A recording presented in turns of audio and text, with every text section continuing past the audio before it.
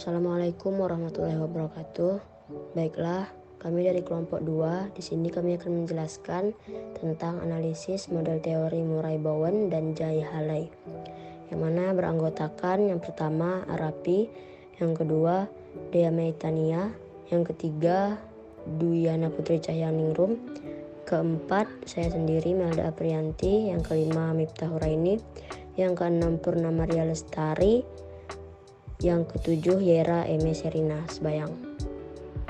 Baiklah, langsung saja kita masuk ke pembahasan yang pertama, yaitu mengenai biografi Murray-Bowen. Murray-Bowen merupakan seorang psikiater dan ahli terapi keluarga yang berasal dari Amerika. Ia lahir di Waverly pada tahun 1913. Bowen menghabiskan sebagian besar hidupnya bekerja di National Institute of Mental Health dan Georgetown University Medical Center di Washington. Bowen ini dikenal sebagai pencetus teori sistem keluarga yang menyatakan bahwa masalah psikologis tidak hanya dipengaruhi oleh faktor individu, tetapi juga oleh lingkungan keluarga tempat individu tersebut tumbuh dan berkembang. Selain teori sistem keluarga, Bowen juga mengembangkan pendekatan terapeutik yang dikenal sebagai terapi keluarga Bowen.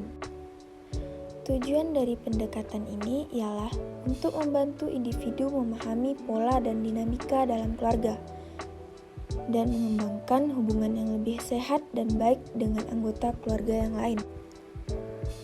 Bowen tutup usia pada tahun 1990, tetapi karyanya di bidang psikologi keluarga masih terus dipelajari dan diaplikasikan hingga saat ini. Selanjutnya yaitu resolusi konflik keluarga, analisis model teori Murray-Bowen. Menurut Bowen, konflik dalam keluarga dapat disebabkan oleh ketidakseimbangan dalam hubungan antara anggota keluarga, terutama dalam hal hubungan emosional. Konflik ini dapat memengaruhi kesejahteraan keluarga dan dapat berdampak negatif pada interaksi antara anggota keluarga. Dalam meresolusi konflik keluarga dalam teori Bowen, terapis akan bekerja sama dengan keluarga untuk membangun hubungan yang lebih seimbang dan saling mendukung antara anggota keluarga. Dengan memahami hubungan antara anggota keluarga dan faktor-faktor yang mempengaruhi konflik, keluarga bisa belajar bagaimana caranya menyesuaikan diri dan merespon satu sama lain dengan lebih baik sehingga memperbaiki kesejahteraan keluarga secara keseluruhan. Selanjutnya, untuk meresolusi konflik keluarga, model teori Bowen menyarankan 4 tahap. Tahap pertama yaitu mengidentifikasi peran masing-masing anggota keluarga dalam konflik tersebut dan memahami bagaimana peran tersebut mempengaruhi pola interaksi dalam keluarga. Ini artinya anggota keluarga dapat paham peran mereka dan bagaimana mereka memahami peran tersebut untuk mempengaruhi pola interaksi dalam keluarga mereka.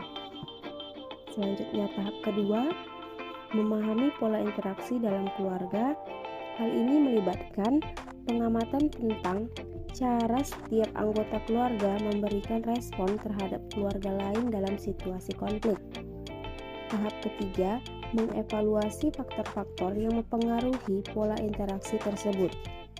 Faktor ini meliputi sejarah keluarga, nilai-nilai keluarga, pengalaman masa lalu dari masing-masing anggota keluarga. Terakhir, tahap keempat, mengubah pola interaksi.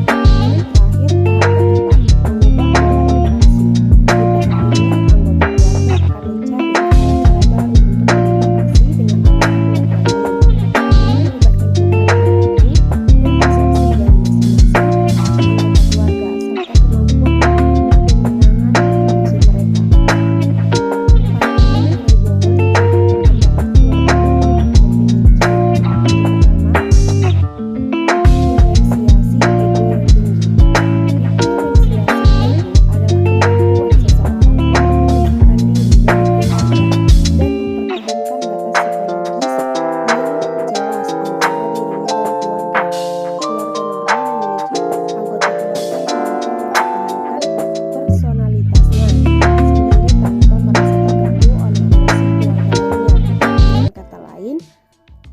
dapat menyadari kemampuan dirinya dan menerapkan kemampuan tersebut dalam hubungan keluarga. Yang kedua, memiliki sistem komunikasi yang terbuka. Anggota keluarga dapat membicarakan masalah dan kesulitan mereka tanpa rasa takut atau cemas. Mereka juga mampu menerima kritik dengan lapang dada dan tidak berusaha untuk membenarkan diri. Hal ini membuat keluarga normal memiliki hubungan yang sehat dan sesuai. Yang ketiga, memiliki peraturan yang jelas. Orang tua dalam keluarga normal mampu menerapkan aturan yang jelas dan konsisten. Hal ini membuat anak merasa aman dan nyaman dalam keluarga serta memenuhi kebutuhan dasar anak seperti eksistensi, keamanan, rasa percaya diri, serta identitas. Yang keempat, memiliki komitmen pada keluarga. Hal ini berarti mereka menganggap semua keluarga sebagai prioritas utama dan siap membantu anggota keluarga lainnya ketika diperlukan. Orang lain dalam keluarga normal mampu mendorong anak-anaknya untuk mengembangkan rasa tanggung jawab dan disiplin dalam menghadapi kehidupan. Dan yang terakhir, memiliki ketahanan yang baik dalam menghadapi stres. Dalam hal ini, mereka mampu menyelesaikan masalah tanpa mengorbankan kesehatan mental dan fisik. Kemandirian yang dibangun dalam anggota keluarga membuat mereka siap menghadapi tantangan dan melahirkan rasa saling percaya antara satu sama lain. Murray Bowen melihat keluarga sebagai sebuah sistem di mana setiap individu dalam keluarga saling mempengaruhi satu sama lain. Bowen menggambarkan keluarga normal sebagai keluarga yang sehat secara fisik, emosional, dan psikologis. Pandangan Murray Bowen tentang perkembangan keluarga normal memberikan pengertian bahwa keluarga dapat dikatakan sehat dan normal apabila memiliki kemampuan untuk mempertahankan batas diri dan juga komunikasi dengan baik serta memiliki peraturan yang jelas. Selain itu, memiliki komitmen dan ketahanan yang baik dalam menghadapi stres dan tantangan. Kemampuan terhadap hal tersebut sangat penting dalam membangun keharmonisan dan kebahagiaan keluarga. Selanjutnya, penyebab konflik keluarga menurut Murray Bowen yang disebabkan beberapa faktor, seperti kemandirian individu yang rendah. Kemandirian individu yang rendah ini tidak bisa mengatasi masalah, harus meminta bantuan orang lain. Mereka bergantung pada keluarga atau pasangan mereka.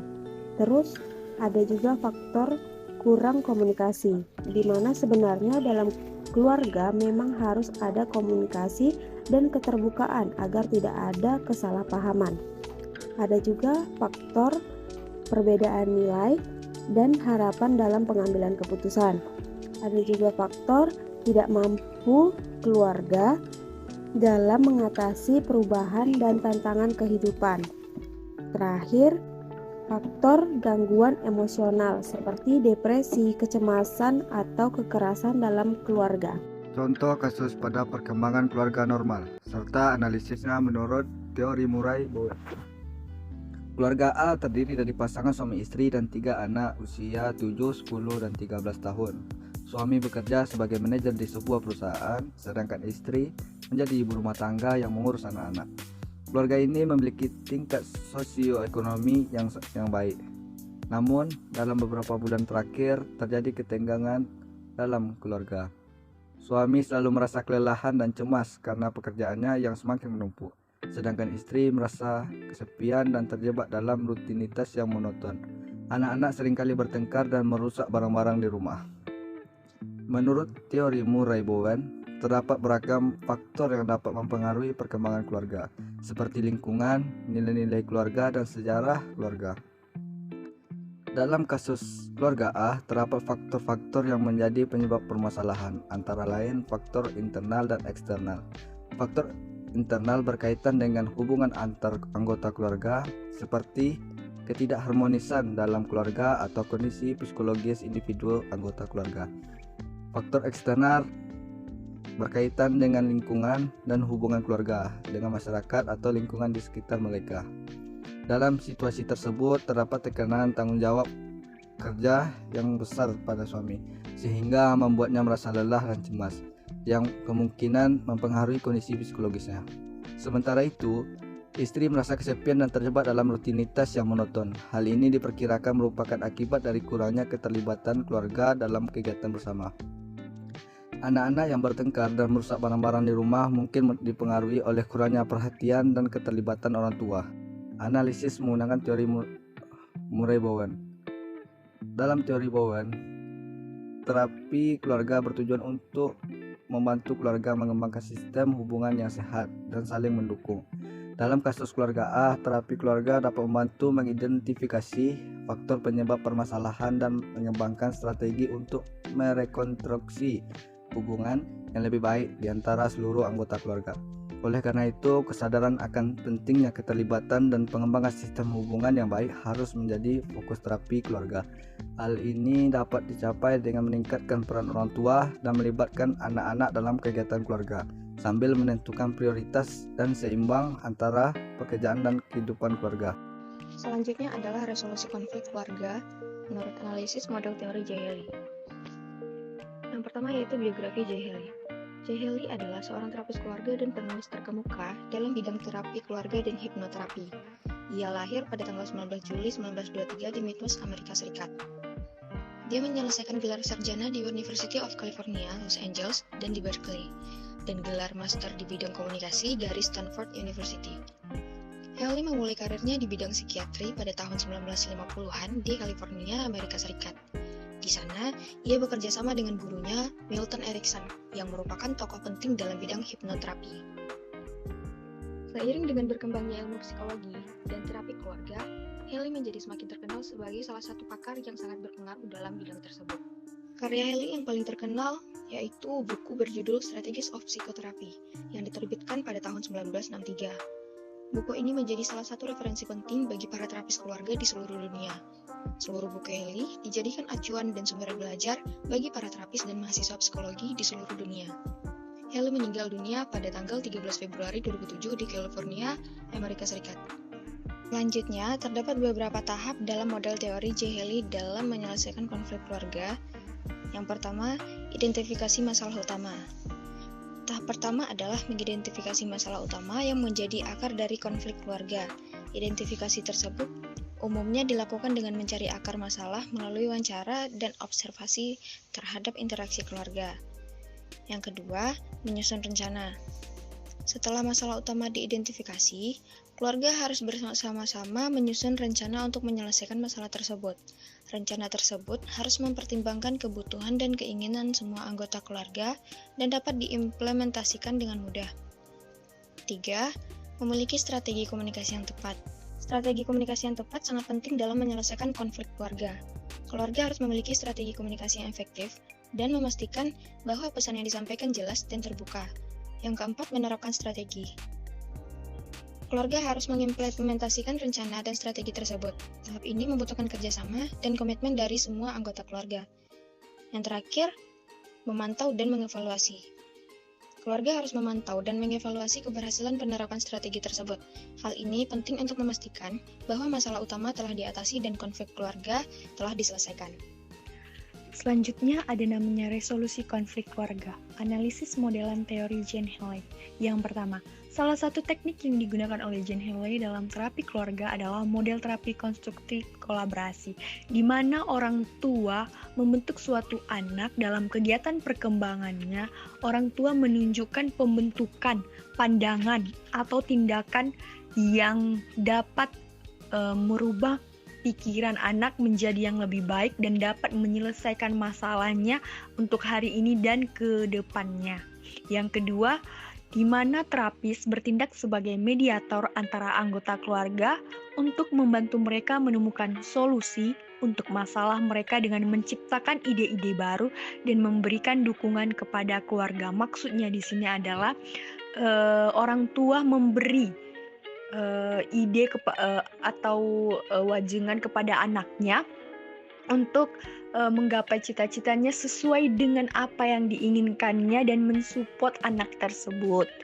Yang berikutnya adalah resolusi konflik menurut Jane Haley melalui terapi keluarga yang memfokuskan pada 3 tujuan utamanya. Yang pertama, memperjelas struktur dan fungsi keluarga. Yang maksud di sini memperjelas struktur dan fungsi keluarga yaitu ayah berperan sebagai kepala rumah tangga, ibu sebagai ibu rumah tangga, dan kakak sebagai anak, dan adik juga sebagai anak yang berperan dalam struktur rumah tersebut. Yang kedua, memecahkan masalah antara anggota keluarga. Yang maksudnya di sini adalah dalam suatu keluarga harus adanya komunikasi untuk memecahkan suatu masalah, yaitu dengan cara berkumpul dan satu sama lain menceritakannya dan dapat menyelesaikan masalahnya dan memberi pendapat agar masalah tersebut bisa terselesaikan. Yang ketiga, membantu anggota keluarga menemukan cara membina hubungan yang sehat satu sama lain. Maksudnya di sini adalah mensupport anak untuk melakukan hal yang baik, itu positif, dan mendukung apa yang diinginkannya. Pandangan Jane Haley tentang perkembangan keluarga normal. Yang pertama, pandangan Jane Haley tentang perkembangan keluarga normal merujuk pada bagaimana keluarga mengalami perubahan dan perkembangan selama masa hidupnya. Dimaksudnya di sini pasti tahapan keluarga itu yang pertama pembentukan keluarga. Nah, di keluarga itu pasti adanya tidak stuck di situ aja, pasti ada keluarga baru yang baru lahir dan adanya tahap di mana semua adanya masalah dan adanya suatu kejadian yang tidak terduga. Yang kedua, menurut Haley, keluarga normal mengalami transisi dari tahap yang satu ke tahap yang lain atau yang biasa disebut dengan istilah siklus kehidupan keluarga. Nah, pasti dalam keluarga itu pasti banyaknya tahap-tahap. Menurut Jane Haley, terdapat 6 tahap dalam siklus kehidupan keluarga. Yang pertama, tahap pembentukan keluarga, di mana kedua pasangan membentuk keluarga, dan lanjut kemudian adanya tahapan keluarga dengan anak kecil, yaitu tahapan di mana munculnya keluarga baru atau sebagai disebut anak kecil. Yang ketiga, tahapan keluarga dengan anak remaja. Nah, tahapan di sini adalah tahapan yang berat bagi orang tua dalam mendidik anak karena untuk menuju kedewasaannya. Yang keempat, ada tahapan keluarga dengan anak dewasa, di mana anak sudah beranjak ingin mencari masa depannya dan ingin melakukan kegiatannya dan ingin membentuk keluarga baru dan meninggalkan orang tua. Yang kelima, tahapan keluarga dengan orang tua lanjut usia, di mana anak sudah memiliki keluarganya masing-masing dan orang tua tinggal berdua. Yang keenam, ada tahapan keluarga dengan kesepian, di mana hal yang tidak diduga, yaitu meninggalnya pasangan kita. Hal ini tidak bisa dipungkiri, kita akan merasa kesepian dan tidak ada yang menemani. Nah, yang berikutnya, pandangan Jane Haley tentang perkembangan keluarga normal. Jane Haley menemukan pandangan mengenai perkembangan keluarga normal. Yang pertama, menurutnya keluarga normal mengalami perubahan dan perkembangan dalam siklus kehidupan yang pertama tadi adanya tahapan-tahapan siklus dalam keluarga. Yang kedua, siklus hidup keluarga diartikan sebagai tahapan perkembangan keluarga yang meliputi pernikahan, kelahiran anak, keberangkatan anak dari rumah, dan kemudian kematian pasangan. Haley juga mengukuhkan bahwa yang pertama, keluarga normal itu mengalami berbagai tekanan atau masalah dalam siklus hidup keluarga. Itu tidak bisa dipungkiri karena keluarga memiliki sehat akan mampu mengatasi masalah tersebut dengan cara yang positif dan kreatif dengan apa yang dipikirkannya. Yang kedua, selain itu, Haley juga menekankan pentingnya komunikasi dalam keluarga antara anggota keluarga, saling mendukung dan mempererat hubungan keluarga. Nah, selanjutnya ada penyebab konflik keluarga menurut Jane Haley. Yang pertama, perubahan sikap dan status keluarga seperti perubahan pernikahan, munculnya kelahiran anak, adanya kematian, perceraian, atau perubahan pekerjaan. Yang kedua itu perbedaan pandangan tentang nilai dan norma keluarga yang berbeda dari setiap anggota keluarga. Nah, setiap anggota keluarga pasti memiliki tata dan aturannya masing-masing dong, dengan cara dan versi keluarga itu sendiri. Yang ketiga ada masalah komunikasi terkait kebutuhan, harapan, dan pandangan tentang masalah tertentu, yaitu di mana keluarga pasti memiliki harapan untuk kedepannya, di mana untuk membina suatu keluarga pasti dong memiliki pandangan yang tidak akan di situ-situ aja, ingin berkembang lebih baik untuk kedepannya. Yang keempat adanya persaingan antara anggota keluarga yang memperebutkan peran status dan perhatian keluarga. Nah, di sini kembali lagi harus adanya komunikasi agar tidak terjadinya persaingan yang memicu adanya masalah. Yang kelima, kecelakaan atau penyakit yang mempengaruhi kehidupan keluarga, seperti hal yang tidak kita duga terjadinya adanya dalam satu anggota keluarga memiliki penyakit atau apa, pasti dalam siklus keluarga itu akan berubah dari cara hidupnya, dari cara mereka berkegiatan, dari cara strukturnya juga pasti akan berubah. Yang keenam ada konflik dengan keluarga besar, teman, dan kehidupan sosial lainnya. Pasti dong dalam lingkungan kehidupan atau asosiasi kita jalani pasti memiliki konflik yang tidak kita duga. Nah, kita sebagai keluarga harus sering berkomunikasi dan berkumpul untuk dapat menyelesaikan masalah yang dengan baik. Yang ketujuh, ketidaksetaraan ekonomi dan kebijakan keluarga yang menimbulkan perbedaan antara anggota keluarga. Maksudnya di sini pasti sering terjadinya pertikaian karena ekonomi yang menurun, seperti ayah yang malas bekerja, yang mengakibatkan keluarga menimbulkan perbedaan atau pemecahan dalam keluarga. Yang kedelapan, permasalahan psikologis atau kejiwaan dari anggota keluarga, yaitu di mana pasti anggota keluarga memiliki mental, fisik yang